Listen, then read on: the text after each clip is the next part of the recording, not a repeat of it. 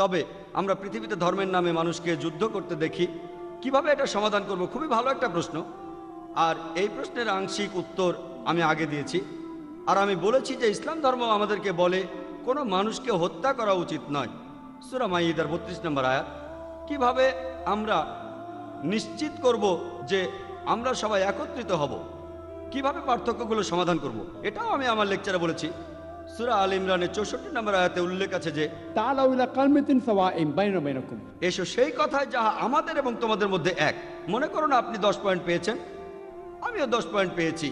এই 10 পয়েন্টের মধ্যে 5 পয়েন্ট যদি মিল থাকে আর 5টা আলাদা, আমি তাহলে এই 5 পয়েন্টে একমত হব যেগুলো একই। পার্থক্যগুলোর ব্যাপারে পরে কথা বলবো। কোরআন বলছে তাআলাউ ইলা কালিমাতিন সাওয়াইন বাইনা বাইনাকুম। এসো সেই কথায় যাহা আমাদের এবং তোমাদের মধ্যে এক। প্রথম কথাটা কি? আল্লাহ না'বুদা ইল্লাল্লাহ। আমরা আল্লাহ ব্যতীত কারো উপাসনা করি না, ওয়া নুশরিকা বিহি শাইয়্যা। কোনো কিছুকে তাহার শরীক করি না। তাই আপনি সমাধানের কথা বললেন আর আমি দেখিয়ে দিলাম কিভাবে সমাধানটা হবে, যে একই কথায় এসো। তবে এ কথা আমাদের মনে রাখতে হবে যে বিভিন্ন ধর্মের অনেক অনুসারী তারা তাদের ধর্মগ্রন্থের কথাগুলো জানে না। এটাই হলো সমস্যা। অনেক মুসলমানই জানে না পবিত্র কোরআন আর সহিহ হাদিসে কি বলে। অনেক হিন্দু জানে না তাদের ধর্মগ্রন্থগুলো কি বলে। অনেক খ্রিস্টানি জানে না বাইবেলে কি কথা বলা আছে। এখানে কাকে দোষ দেব? অনুসারীদের। তাই আমি বলি আপনাদের ধর্মগ্রন্থগুলো পড়েন।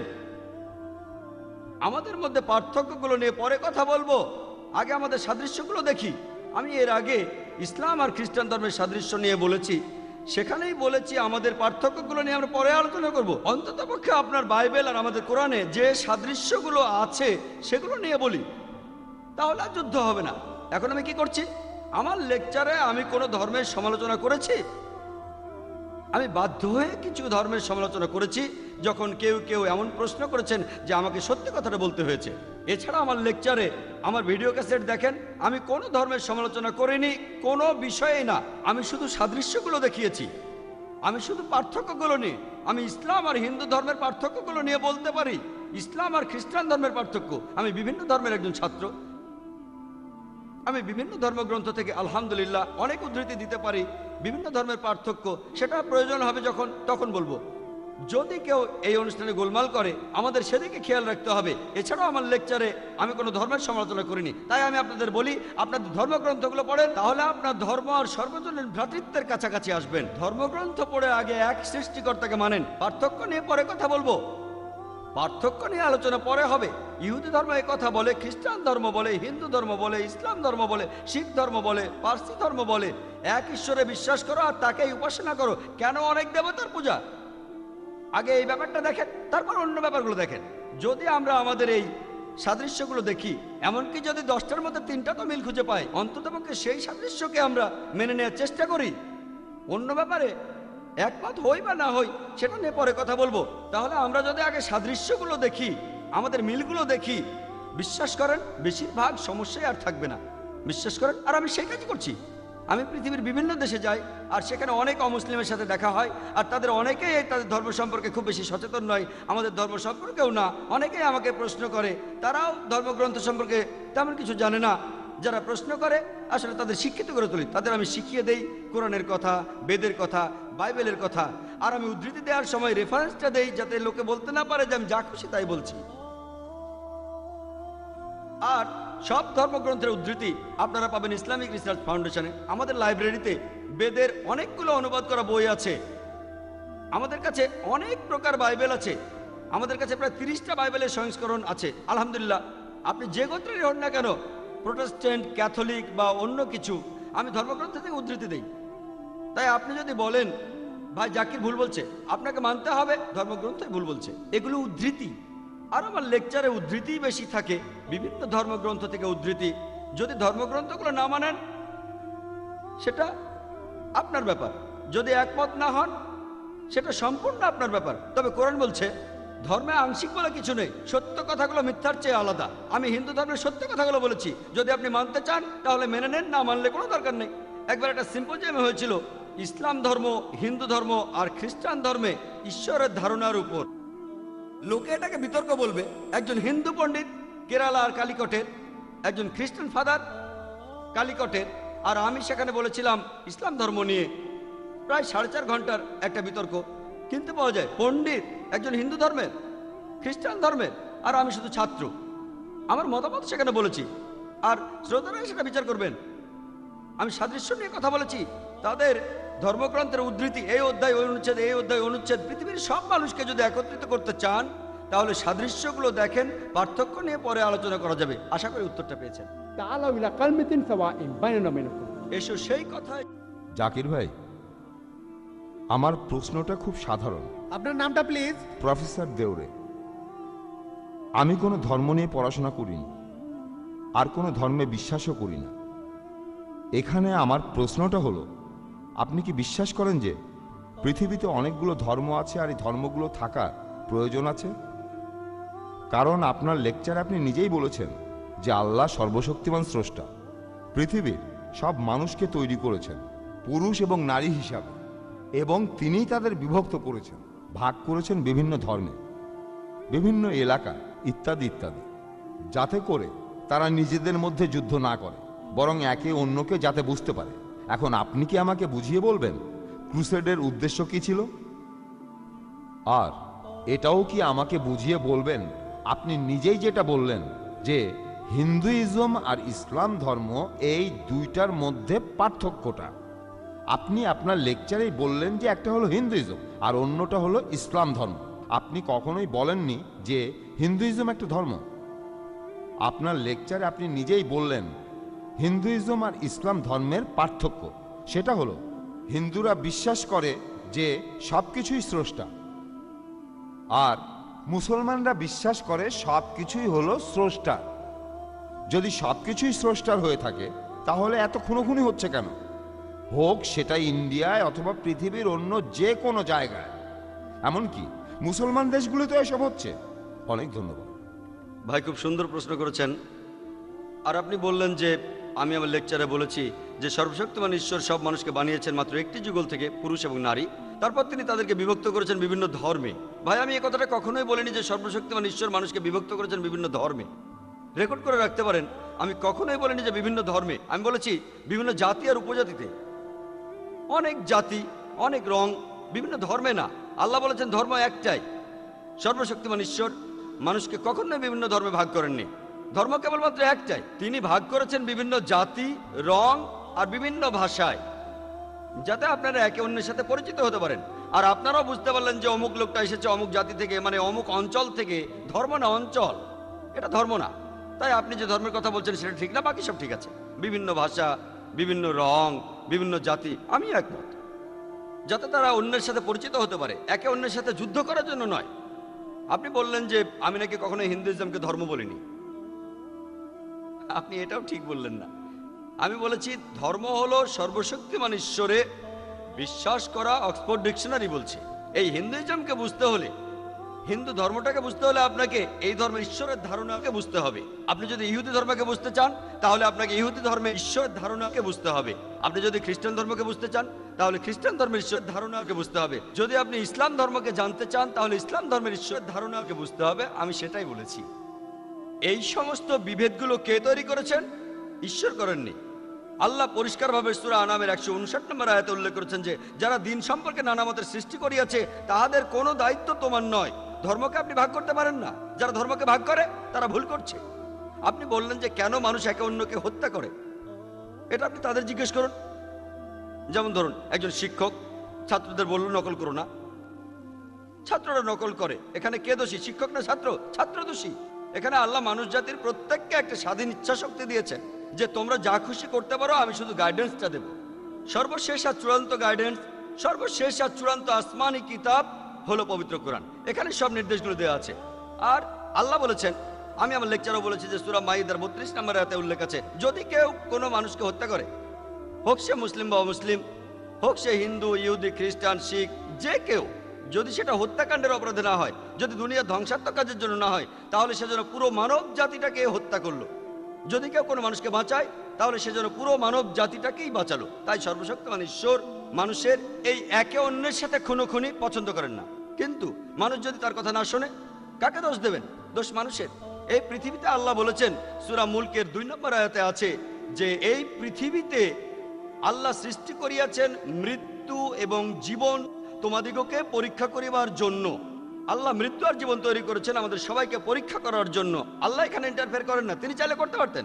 কোরআন বলছে যদি আল্লাহ চাইতেন তিনি সবাইকে বিশ্বাসী বানিয়ে পৃথিবীতে পাঠাতেন, তাহলে এই পরীক্ষাটা থাকতো না। যদি শিক্ষক চান পাশ করুক আর না করুক, তিনি সবাইকে পাশ করিয়ে দিতে পারেন। শিক্ষক পারেন, তবে সেটা হবে একচোখা। আর ছাত্রের স্বাধীন ইচ্ছাটা কি হবে? ছাত্ররা সবাই পরীক্ষা দিচ্ছে, সেখানে একজন ঠিকভাবে উত্তর দিতে পারলো না, তারপরও সে পাশ করলো, তখন যে পড়াশোনা করছে সে প্রতিবাদ করবে যে আমি এই পরীক্ষার জন্য এত খাটাখাটি করলাম, আর এই ছাত্র নকল করছে, চুরি করছে, ভুল উত্তর দিয়েও সে পাশ করছে। তাহলে পরের ব্যাচ যদি তারা বুঝতে পারে যে শিক্ষক সবাইকে পাশ করান, সে ঠিক উত্তর দিক আর ভুল উত্তর দিক, তখন সবাই পড়াশোনা ছেড়ে দেবে। এভাবে আপনি একটা মেডিকেল ডিগ্রিও পেতে পারেন, কিন্তু এই ডাক্তার যখন মেডিকেল পাশ করবে, পাশ করে বের হবে, তখন সে মানুষ সারাতে পারবে না, মানুষ মারতে পারবে। আর সেজন্য আল্লাহ সুবহানাহু ওয়া তাআলা পবিত্র কোরআনের মাধ্যমে মানুষ জাতিকে নির্দেশ দিয়েছেন হত্যা করো না, অন্যের ক্ষতি করো না, মানুষকে ভালোবাসো। আমার লেকচারে সব বলেছি, কিন্তু মানুষ যদি না করে তার মানে তারা কোরআন মেনে চলছে না। ধরুন যে কোনো মানুষ, ধরুন সে যে কেউ হোক, সে আমেরিকান বা পাকিস্তানি হোক, সে পৃথিবীর যে কোনো জাতির মানুষ, মানুষ হয়তো বলতে পারে, ধরুন যদি আপনার নাম হয়ে থাকে কোনো মুসলমান নাম, আব্দুল্লাহ বা জাকির বা মোহাম্মদ, নাম দিয়ে বেহেশতে যেতে পারবেন না। নাম দিয়ে নিজেকে মুসলমান বলছেন, নাম আপনাকে মুসলিম বানায় না। মুসলিম কোনো লেভেল না যে আমি বললাম মুসলিম আর মুসলিম হয়ে গেলাম। মুসলিম অর্থ নিজের ইচ্ছাকে সমর্পণ করা আল্লাহ সুবহানাহু ওয়া তাআলার কাছে। যদি কারো নাম হয়ে থাকে জাকির, আব্দুল্লাহ, মোহাম্মদ, শাকির, এটা কিছু না। যদি তারা নিজের ইচ্ছাকে সমর্পণ করে আল্লাহর কাছে, তাহলে তারা মুসলিম। শুধু মুসলিম বলে ডাকলেই হবে না। পবিত্র কোরআন বলছে কিছু মানুষ শুধু মুখের কথায় মুসলিম, তাই যারা খুনোখুনি করছে তারা কোরআনের নির্দেশ মেনে চলছে না। যদি তারা কোরআনের নির্দেশ মেনে চলতো, পুরো পৃথিবীতে শান্তি বজায় থাকতো। আশা করি উত্তরটা পেয়েছে। তাহলে জাকির ভাই, যদি একজন হিন্দু কোরআনের নীতিগুলো ঠিকমতো মেনে চলে, যে নীতিগুলোর সাথে হিন্দু ধর্মগ্রন্থের নীতিগুলোর বেশ মিল রয়েছে, তাহলে একজন হিন্দু নিজেকে কি মুসলমান বলতে পারে? অথবা অন্যদিকে একজন মুসলিম নিজেকে কি হিন্দু বলে দাবি করতে পারে? কারণ আজকে আপনার লেকচারের বিষয়টাই হলো সার্বজনীন ভ্রাতৃত্ব। ডক্টর বিয়াস যখন আপনাকে প্রশ্ন করেছিলেন, আমি কিন্তু সেটা ঠিকই বুঝেছিলাম। খুবই সুন্দর প্রশ্ন। আপনারা যদি পরিষ্কারভাবে প্রশ্ন করেন আমি উত্তর দিতে পারি আলহামদুলিল্লাহ। ভাই খুব সুন্দর প্রশ্ন করেছেন। যদি কোনো হিন্দু ইসলাম, কোরআন, হিন্দু ধর্মের মূলনীতি মেনে চলে, তাকে মুসলিম বলা যাবে কিনা, আর একজন মুসলিমকে হিন্দু বলা যাবে কিনা, খুবই সুন্দর প্রশ্ন। আসুন আমরা দেখি মুসলিম আর হিন্দু বলতে কি বোঝায়। আমি আগেও বলেছি যে মুসলিম হলো সেই লোক যে নিজের ইচ্ছাকে সমর্পণ করে আল্লাহ সুবহানাহু ওয়া তাআলার কাছে, ঈশ্বরের কাছে। হিন্দু শব্দটার সংজ্ঞা কি আপনারা কেউ জানেন? হিন্দু শব্দটার ভৌগোলিক বিশেষত্ব আছে। যে লোক ইন্ডিয়ায় বাস করে, যে লোক সিন্ধু নদীর অববাহিকায় এই সভ্যতায় বাস করে, সে একজন হিন্দু। আর এভাবে আমিও একজন হিন্দু। আপনারা কি জানেন? হিন্দু শব্দটার একটা ভৌগোলিক বিশেষত্ব আছে, যে কাউকে জিজ্ঞেস করতে পারেন। স্বামী বিবেকানন্দের মতে হিন্দু শব্দটা সঠিক নয়। ভৌগোলিকভাবে আমি একজন ইন্ডিয়ান, ভৌগোলিকভাবে আমি একজন হিন্দু। কিন্তু স্বামী বিবেকানন্দ বলেছেন যে হিন্দুদের আসলে বলা উচিত বেদান্তবাদী, তাদেরকে হিন্দু বলা উচিত না, বেদান্তবাদী। তাই যদি জিজ্ঞেস করেন ভৌগোলিকভাবে আমি হিন্দু কিনা, হ্যাঁ ভৌগোলিকভাবে আমি হিন্দু, আমি একজন হিন্দু। তবে যদি জিজ্ঞেস করেন আমি বেদান্তবাদী কিনা, বেদ মানি কিনা, আমি বলবো বেদের যে কথাগুলো পবিত্র কোরআনের কথার সাথে মিলে যায়, সেগুলো কথা মেনে চলার প্রতি আমার কোনো আপত্তি নেই।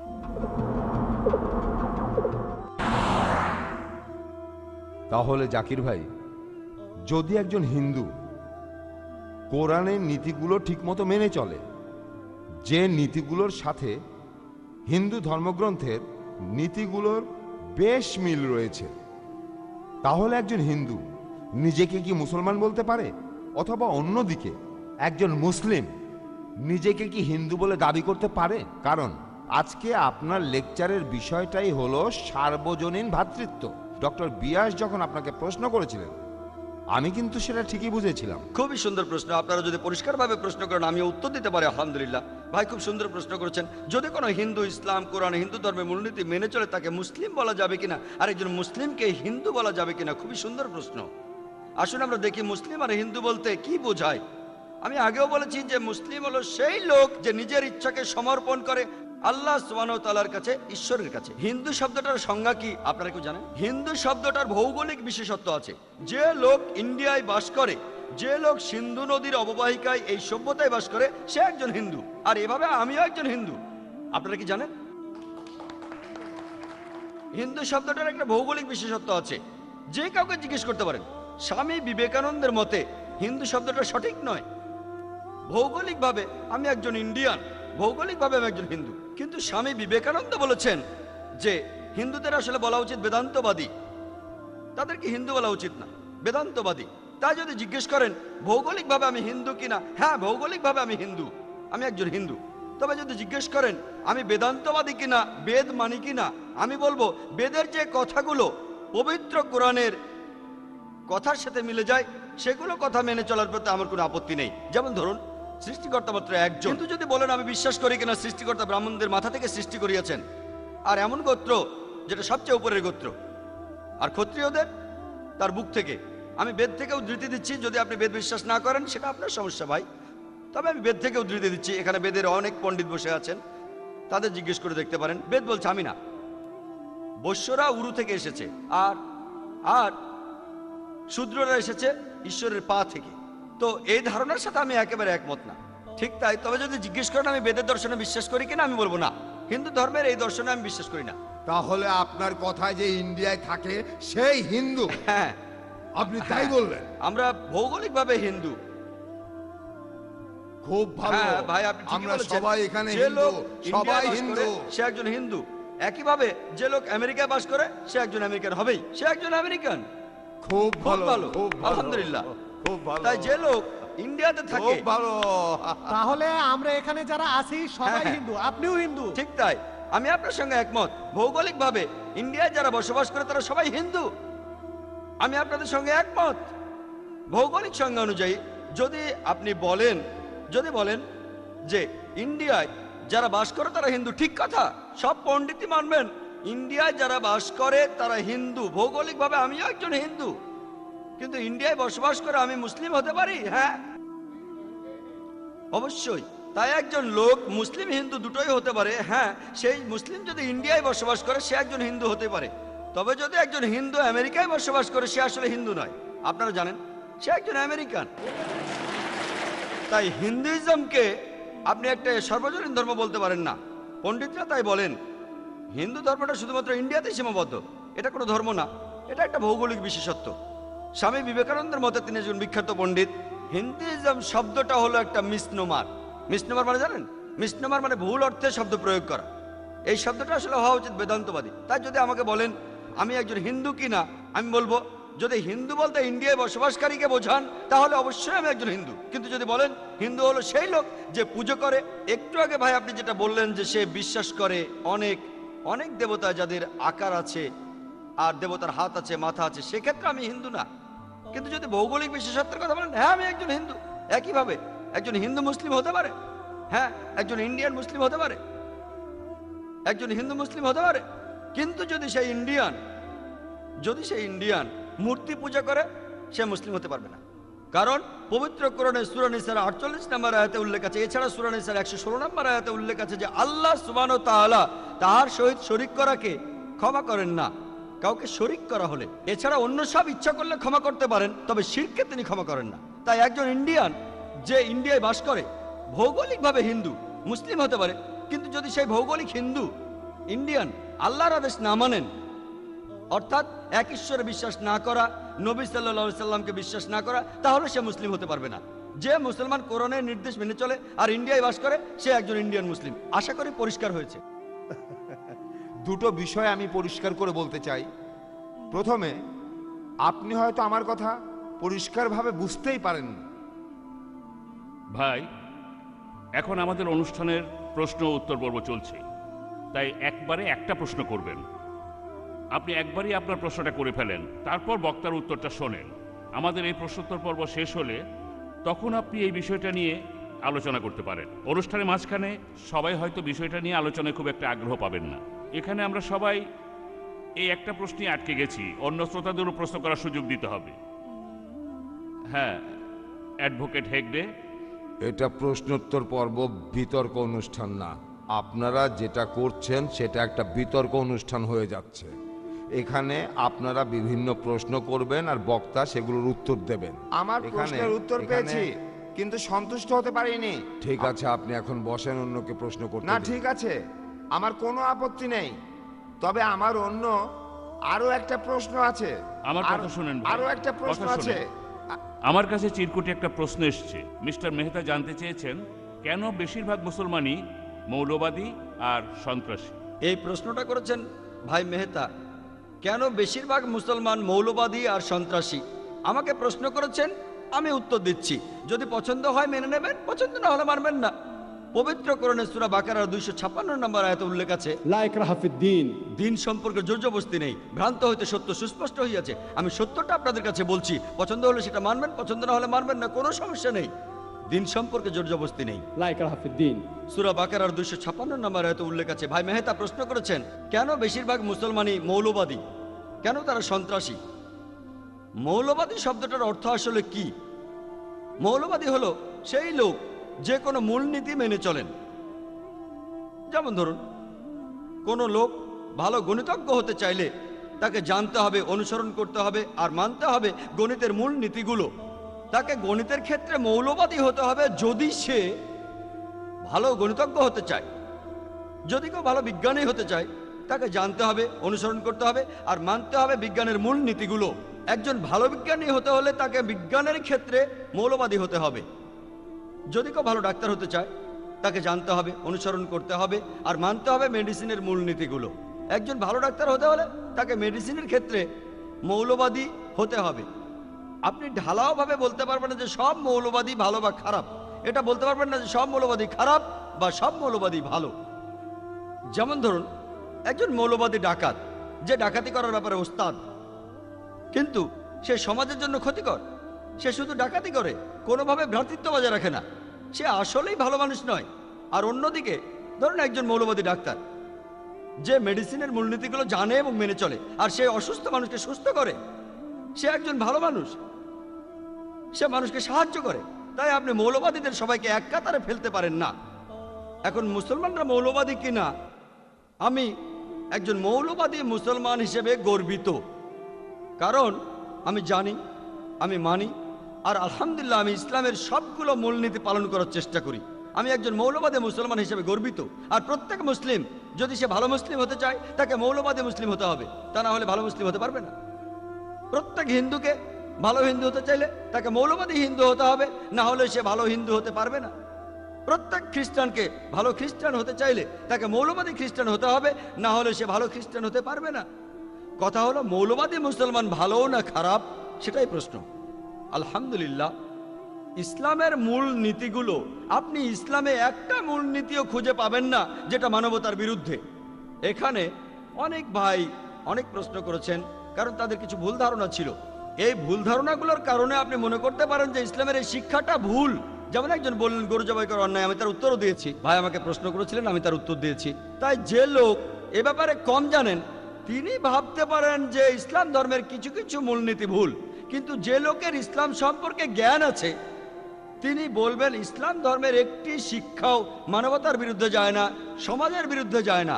আমি সবাইকে চ্যালেঞ্জ করতে পারি, শুধু এই অনুষ্ঠানে নয়, পুরো বিশ্বজগতে, যে আপনি আমাকে মাত্র একটা ইসলামের মাত্র একটা শিক্ষা দেখাবেন যে শিক্ষাটা এই পৃথিবীতে মানবতার বিরুদ্ধে কথা বলে। একটাও নেই।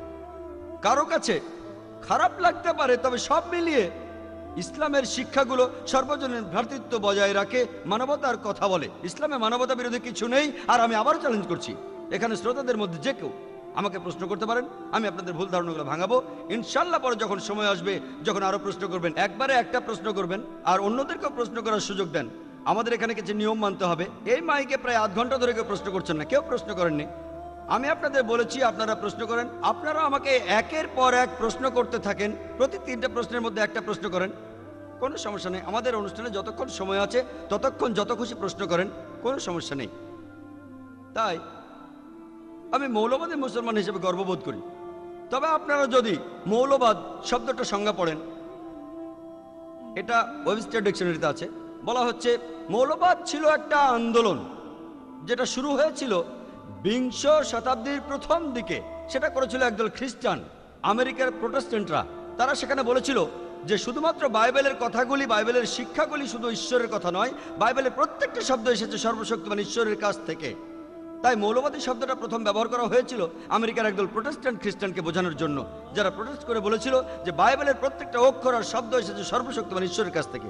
যদি কেউ প্রমাণ করতে পারে যে বাইবেলের প্রত্যেকটা শব্দ এসেছে ঈশ্বরের কাছ থেকে, তাহলে এই আন্দোলনটা ভালো। কিন্তু যদি কেউ প্রমাণ করতে পারে যে বাইবেলের প্রত্যেকটা শব্দ ঈশ্বরের কাছ থেকে আসেনি, তাহলে এই আন্দোলনটা ভালো আন্দোলন নয়। তবে যদি অক্সফোর্ড ডিকশনারি দেখেন, সেখানে এই মৌলবাদী শব্দটার অর্থ কি দেয়া আছে? মৌলবাদী। অক্সফোর্ড ডিকশনারি অনুযায়ী এর অর্থ যে কোনো ধর্মের প্রাচীন শিক্ষাকে কঠোরভাবে অনুসরণ করা, বিশেষ করে ইসলাম। অক্সফোর্ড ডিকশনারিতে লিখেছে বিশেষ করে ইসলাম। এই বিশেষভাবে ইসলাম কথাটা আছে অক্সফোর্ড ডিকশনারির একেবারে লেটেস্ট এডিশনে। তার অর্থ মৌলবাদী শব্দটা শুনলে মুসলমানকে ভাববেন। কেন? মিডিয়া মানুষের কানে বিষ ঢালছে। তারা বলছে যে মুসলমানরা তারা মৌলবাদী, তারা সন্ত্রাসী। যখনই মৌলবাদী শব্দটা আপনার কানে ঢুকবে, তখনই আপনি একজন মুসলমানের কথা ভাববেন। সন্ত্রাসী শব্দটা শুনলেও একই অবস্থা। এই সন্ত্রাসী শব্দের অর্থ কি? সন্ত্রাসী হলো একজন লোক যে আতঙ্ক সৃষ্টি করে, সবাইকে সন্ত্রস্ত করে, আর মাঝে মাঝে শান্তি বজায় রাখতে আতঙ্ক ছড়াতে হতে পারে। যখন ডাকাত একজন পুলিশকে দেখে, সে সন্ত্রস্ত বোধ করে। তাহলে এই ডাকাতের জন্য পুলিশ হলো সন্ত্রাসী। ঠিক না ভুল? আমি বাংলায় কথা বলছি, আমি এখানে শব্দ নিয়ে খেলছি না, আমি বাংলায় বলছি। সন্ত্রাসী সেই লোক যে আতঙ্ক সৃষ্টি করে। তাহলে ডাকাতের কাছে, একজন অপরাধীর কাছে, সমাজবিরোধী লোকের কাছে পুলিশ হলো একজন সন্ত্রাসী। এভাবে বললে সব মুসলিমেরই সন্ত্রাসী হওয়া উচিত। এভাবে দেখলে সব মুসলমানই সন্ত্রাসী সমাজবিরোধী মানুষের কাছে। যখন সমাজবিরোধী কেউ কোনো মুসলমানকে দেখে, সে আতঙ্কিত হবে। কোনো ডাকাত মুসলিমকে দেখলে আতঙ্কিত হবে, কোনো ধর্ষক মুসলিমকে দেখলে আতঙ্কিত হবে। তবে আমি জানি যে সন্ত্রাস বলতে সাধারণত বোঝায় সাধারণ মানুষকে আতঙ্কিত করা, নিরীহ মানুষকে। এভাবে দেখলে কোনো মুসলিমেরই সন্ত্রাসী হওয়া উচিত নয়। সে কোনো নিরীহ মানুষকে আতঙ্কিত করবে না। কিন্তু যদি সমাজবিরোধী কোনো লোকের কথা বলেন, যদি ডাকাতের কথা বলেন, যদি অপরাধীর কথা বলেন, পুলিশ যেভাবে অপরাধীর কাছে সন্ত্রাসী, একজন মুসলিমও সেভাবে অপরাধীর কাছে সন্ত্রাসী। আর যদি আপনারা দেখেন, প্রায় দেখা যায় দুটো আলাদা বিশেষণ দেয়া হয় একই মানুষকে একই কাজের জন্য। যেমন ধরুন, আপনারা জানেন অনেক ইন্ডিয়ান আছেন যারা ইন্ডিয়ার স্বাধীনতার যুদ্ধ করেছিলেন। ব্রিটিশরা যখন ইন্ডিয়া শাসন করত, তখন অনেক ইন্ডিয়ান দেশের স্বাধীনতার জন্য যুদ্ধ করেছিলেন। ব্রিটিশরা তখন তাদেরকে বলতো সন্ত্রাসী, এই লোকগুলো সন্ত্রাসী। তবে আমরা ইন্ডিয়ানরা, আমরা এই মুক্তিযোদ্ধাদের বলে থাকি দেশপ্রেমিক। ঠিক না ভুল? দেশপ্রেমিক। তারা দেশের স্বাধীনতার জন্য যুদ্ধ করেছিল। একই মানুষ, একই কাজ, দুটো আলাদা লেভেল। ব্রিটিশরা বলছে সন্ত্রাসী, আর ইন্ডিয়ান নাগরিকরা তাদের বলছে দেশপ্রেমিক, মুক্তিযোদ্ধা। একই কাজ, একই মানুষ, দুটো আলাদা লেভেল। তাই কোনো লেভেল দেওয়ার আগে আপনাকে দেখতে হবে আপনি কোন দৃষ্টিভঙ্গির পক্ষে আছেন। যদি আপনি ব্রিটিশদের পক্ষে থাকেন, যে ব্রিটিশদের ইন্ডিয়াকে শাসন করার অধিকার আছে, তাহলে আপনি এই লোকগুলোকে বলবেন সন্ত্রাসী। কিন্তু যদি ইন্ডিয়ার মানুষের সাথে আপনি একমত হন যে ব্রিটিশরা তারা এখানে ব্যবসা করতে এসেছে আর তারা আমাদের শাসন করা শুরু করেছে অন্যায়ভাবে, তখন আপনি এই লোকগুলোকে বলবেন মুক্তিযোদ্ধা। তাই কোনো মানুষকে একটা বিশেষ লেভেল দেওয়ার আগে দেখতে হবে আপনার দৃষ্টিভঙ্গিটা কি। একই মানুষকে দুটো বিশেষণে বিভিন্ন মানুষ ডাকতে পারে। এভাবে বলতে গেলে আমি বলবো প্রত্যেক মুসলমানের মৌলবাদী হওয়া উচিত যখন ইসলামের কথা হচ্ছে, কারণ ইসলামের প্রত্যেকটা শিক্ষায় মানবতা, মানবিক মূল্যবোধ আর সর্বজনীন ভ্রাতৃত্বকে লালন করে। আশা করি উত্তরটা পেয়েছে। تعالوا إلى كلمة سواء بيننا وبينكم এসো সেই কথায় যাহা আমাদের। এবার আপনি প্রশ্ন করতে পারেন। আমার নাম মনোজ রায়চাঁদ। আমার প্রথম প্রশ্নটা হলো, সর্বজনীন ভ্রাতৃত্বের নাম দিয়ে আপনি ইসলাম ধর্মের বিজ্ঞাপন দিচ্ছেন, আর এর উপর ভিত্তি করে দয়া করে পরিষ্কার করে বলবেন এই সর্বজনীন ভ্রাতৃত্ব এটা আসলে কি? যদি আপনি সর্বজনীন ভ্রাতৃত্বের কথা বলেন, তখন আপনাকে সব মানুষের ভ্রাতৃত্ব মেনে নিতে হবে, হোক সে মুসলিম অর্থাৎ ইসলাম ধর্মের অনুসারী, অথবা অমুসলিম যাদেরকে আপনি কাফের বললেন। এখানে আপনি বলতে পারতেন মুসলমান ভ্রাতৃত্ব, তাহলে ঠিক হতো। ভাই, আপনি বললেন যে সর্বজনীন ভ্রাতৃত্বের নামে আমি ইসলামের বিজ্ঞাপন দিচ্ছি। মনে করুন আমি সবচেয়ে ভালো কাপড়টার মার্কেটিং করছি। ধরেন রেমন্ডের কাপড় সবচেয়ে ভালো, তাহলে তো আমি রেমন্ড সম্পর্কে ভালো কথাই বলবো, যদি রেমন্ড সবচেয়ে ভালো হয়। যাই হোক, আমার কোনো রেমন্ডের কাপড় নেই, এটা একটা উদাহরণ। আমি রেমন্ডের কোনো ডিলার নই, কিন্তু যদি রেমন্ডের কাপড়টা ভালো হয় আর যদি ভালো কাপড় নিয়ে কথা হয়, তখন আমি রেমন্ডের কথাই বলবো। ধরুন আমি কথা বলছি এই পৃথিবীর সেরা ডাক্তার নিয়ে, এই পৃথিবীর, আর সেখানে একজন ডাক্তারের নাম XYZ, তিনি সেরা ডাক্তার হলে আমি সে কথা বলবো। হ্যাঁ, তাই একইভাবে সর্বজনীন ভ্রাতৃত্ব, আমি আগেও বলেছি, ইসলাম সর্বজনীন ভ্রাতৃত্বের কথা বলে আর এটা অর্জনের উপায়ও বলে দেয়। আপনার প্রশ্ন ছিল সর্বজনীন ভ্রাতৃত্বে একজন মুসলিম কোনো অমুসলিমকে ভাই বলতে পারে কিনা, নাকি মুসলিমরাই ভাই ভাই। ইসলামের সর্বজনীন ভ্রাতৃত্বে পৃথিবীর সব মানুষই আমাদের ভাই, এ কথাটা আমি পরিষ্কারভাবে বলেছি। আমি শব্দ নিয়ে খেলা করছি না, পরিষ্কার বলেছি। তবে হতে পারে যে আপনি খেয়াল করেননি, পবিত্র কোরআনে সূরা হুজুরাতে 13 নম্বর আয়াতে উল্লেখ আছে যে يا أيها الناس إنا خلقناكم من ذكر وأنثى وجعلناكم شعوبا وقبائل لتعارفوا إن أكرمكم عند الله أتقاكم إن الله عليم خبير। অর্থাৎ হে মানুষ, আমি তোমাদেরকে সৃষ্টি করিয়াছি একজন পুরুষ ও একজন নারী হইতে, আর তোমাদেরকে বিভক্ত করিয়াছি বিভিন্ন জাতি গোত্রে, যাহাতে তোমরা অপরের সহিত পরিচিত হইতে পারো, এজন্য নয় যে অন্যকে ঘৃণা করিবে। আর তোমাদের মধ্যে আল্লাহর নিকট সেই ব্যক্তি মর্যাদা সম্পন্ন অধিক, যে তোমাদের মধ্যে অধিক মুত্তাকি, যে অধিক ন্যায়পরায়ণ, যে অধিক ধার্মিক, যে আল্লাহকে মেনে চলে। তাহলে এই ব্যক্তিই হবে আল্লাহর কাছে অধিক মর্যাদা সম্পন্ন। ধরুন আমার দুজন ভাই, একজন খুব ভালো মানুষ, আসলে আমার ভাই মাত্র একজন, তবে ধরুন আমার দুজন ভাই, একজন মেডিকেল ডাক্তার, এই ভাইয়ের মতো যে মানুষের বিভিন্ন অসুখ সারায়, আর অন্যজন হলো মাতাল ধর্ষক। দুজনই আমার ভাই। এদের মধ্যে কে ভালো ভাই? যে পেশায় ডাক্তার, মানুষের অসুখ সারায় আর সমাজের কোনো ক্ষতি করে না। আর অন্যজন, সেও আমার ভাই, কিন্তু সে ভাইটা আমার ভালো নয়। একইভাবে পৃথিবীর সব মানুষই আমার ভাই, কিন্তু সেই ভাইয়েরা আমার কাছাকাছি, যাদের তাকওয়া আছে, যারা ন্যায়পরায়ণ, যারা ধার্মিক। মূল কথা হলো যারা ধার্মিক, যারা ন্যায়পরায়ণ, যারা আল্লাহকে মানে, তারা আমার কাছাকাছি। এটা খুবই পরিষ্কার। আমার লেকচারে বলেছি, আবারও বললাম, আশা করি উত্তরটা পেয়েছেন। আপনি এখানে বললেন হিন্দুইজম, ইসলাম আর খ্রিস্টান ধর্মের কথা। এই তিনটা ধর্মেই ভ্রাতৃত্ব নিয়ে ভালো কথা বলা হয়েছে। আপনি এখানে যেটা বলেননি, হিন্দু ধর্মের ভ্রাতৃত্ব আর খ্রিস্টান ধর্মের ভ্রাতৃত্ব। ভাই আপনি বললেন যে আমি ইসলাম সম্পর্কে ভালো কথা বলেছি, সর্বজনীন ভ্রাতৃত্বের কথা, তবে আমি হিন্দু আর খ্রিস্টান ধর্মের সম্পর্কে ভালো কথা বলিনি। আমি এখানে কিছু ভালো কথা বলেছি, আমি সব কথা বলিনি হিন্দু আর খ্রিস্টান ধর্মের ভ্রাতৃত্ব নিয়ে, কারণ আপনারা সেটা হজম করতে পারবেন না। আমি জানি আপনারা সেটা হজম করতে পারবেন না, আমাকে ধৈর্য ধরতে হবে। আমি খ্রিস্টান ধর্ম জানি, আমি বাইবেলও পড়েছি, আমি হিন্দু ধর্মগ্রন্থ পড়েছি। আমি সে কথাগুলো বললে এখানে সবার মধ্যে গন্ডগোল লেগে যাবে। আমি এখানে এসেছি আমাদের সাদৃশ্যগুলো নিয়ে কথা বলতে, তাই সাদৃশ্যের কথা বলেছি। হিন্দুইজম বলে চুরি করো না, খ্রিস্টান ধর্ম বলে চুরি করো না, উত্ত্যক্ত করো না, ধর্ষণ করো না, এগুলো বাদে ভ্রাতৃত্বের কথা বললে। আপনাদের আমি ছোট্ট একটা উদাহরণ দিই। ঈসা আলাইহিসসালাম বলেছেন, এটার উল্লেখ আছে গসপেল অফ ম্যাথিউয়ের 10 নম্বর অধ্যায়ের 5 ও 6 অনুচ্ছেদে বলা হয়েছে। এটা উদ্ধৃতি, অধ্যায় আর অনুচ্ছেদ থেকে উদ্ধৃতি দিচ্ছি, আমার বানানো কথা না। তিনি তার অনুসারীদের বলেছেন, জেন্টাইলদের পথ অনুসরণ করো না, বরং তার বদলে ইসরায়েলের অধিবাসীদের পথ অনুসরণ করো। এই জেন্টাইল কারা? ইহুদি না, হিন্দু, খ্রিস্টান, আর আমরা হলাম জেন্টাইল। শুকরের পথ অনুসরণ করো না, তিনি আমাদের শুকর বলেছেন। আমি কি এখানে সে কথা বলবো? ঈসা আলাইহিসসালাম বলেছেন, গসপেল অফ ম্যাথিউয়ের 15 নম্বর অধ্যায়ের 24 নম্বর অনুচ্ছেদে আছে, তিনি বলেছেন, আমি এই পৃথিবীতে এসেছি শুধুমাত্র ইসরায়েলের অধিবাসীদের জন্য। আমি এখানে বাইবেল থেকে উদ্ধৃতি দিচ্ছি, তার অর্থ এই ধর্মটা শুধুমাত্র ইহুদিদের জন্য, এটা পুরো বিশ্বের জন্য নয়। পৃথিবীর অনেক ধর্মই মানুষকে সন্ন্যাসব্রত শেখায়, সন্ন্যাসীর জীবন।